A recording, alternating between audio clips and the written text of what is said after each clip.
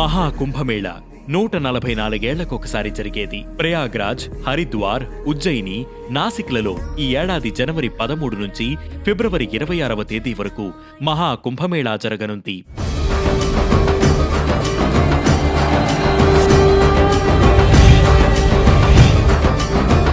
ప్రయాగ్రాజ్లో త్రివేణి సంగమం వద్ద జరిగే మహాకుంభమేళాకే ప్రాధాన్యత ఎక్కువ. దాదాపు 123 దేశాల నుంచి 40 కోట్ల మంది భక్తులు ఈ మహాకుంభమేళాకు వస్తారని అంచనా. మరి అసలు కుంభమేళా ఎప్పుడు మొదలైంది? ఆ 4 ప్రదేశాల్లోనే కుంభమేళా ఎందుకు చేస్తారు?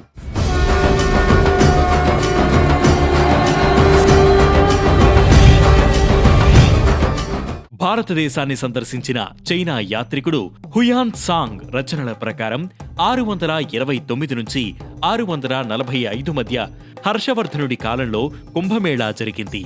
హర్షవర్ధనుడు, శంకరాచార్యుల వారి కాలంలో కుంభమేళా జరిగినట్లు చారిత్రక ఆధారాలు లభించాయని హిస్టోరియన్స్ చెబుతుంటారు. శంకరాచార్యుల వారు ఖగోళ పరిస్థితులను అనుసరించి కుంభమేళా నిర్వహించారట. 12 ఏళ్లకొకసారి నక్షత్రాల కలయిక జరుగుతుంది. అలా నక్షత్ర కలయిక జరిగిన సమయంలోనే శంకరాచార్యుల వారు కుంభమేళా నిర్వహించారని చరిత్ర చెబుతోంది. అయితే ఈ కుంభమేళా అంతకంటే ప్రాచీనమైనదిగా తెలుస్తోంది.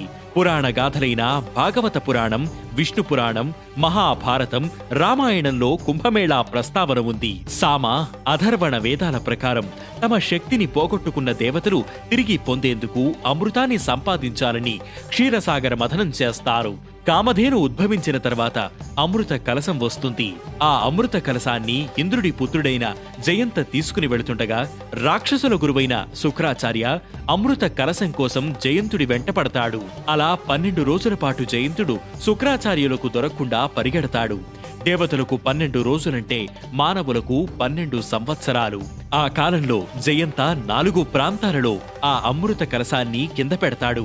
ఈ క్రమంలో ఆ కలశంలోని అమృతం కొంత ఆ ప్రదేశాల్లో పడిందని అవి హరిద్వార్, ప్రయాగ్రాజ్, నాసిక్, ఉజ్జయినిగా పండితులు చెబుతుంటారు.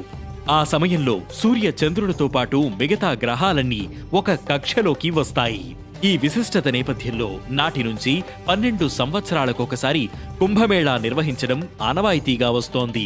12 సంవత్సరాలకొకసారి చేసే పూర్ణ కుంభమేళా 12 సార్లు జరిగాక అంటే 144 ఏళ్లకొకసారి మహా కుంభమేళా జరుగుతుంది.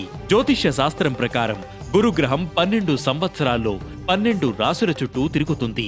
ఈ గ్రహం ఒక నిర్దిష్ట రాశిలో ఉన్న సమయంలో కుంభమేళా నిర్వహిస్తారు. ముఖ్యంగా కుంభమేళాల్లో రాజస్నానానికి అత్యంత ప్రాముఖ్యత ఉంది. పుణ్య తీర్థాల్లో చేసే నదీ స్నానాలకు పుణ్య ఫలితం ఉంటుందంటారు. అలాగే మహాకుంభమేళాలో పుష్య పౌర్ణమి నాడు స్నానం చేస్తే దేవతల ఆశీస్సులు లభిస్తాయని, సమస్త పాపాలు పోయి మోక్షం కలుగుతుందని భక్తుల విశ్వాసం. ఈసారి నిర్వహించే మహాకుంభమేళాలో తొలి రాజస్నానం పుష్య పౌర్ణమి జనవరి 13, రెండో రాజస్నానం మకర సంక్రాంతి జనవరి 14, మూడో రాజస్నానం మౌని అమావాస్య జనవరి 29, నాలుగో రాజస్నానం వసంత పంచమి ఫిబ్రవరి 3, ఐదో రాజస్నానం మాఘపూర్ణిమ ఫిబ్రవరి 12, ఆఖరి రాజస్నానం మహాశివరాత్రి ఫిబ్రవరి 26.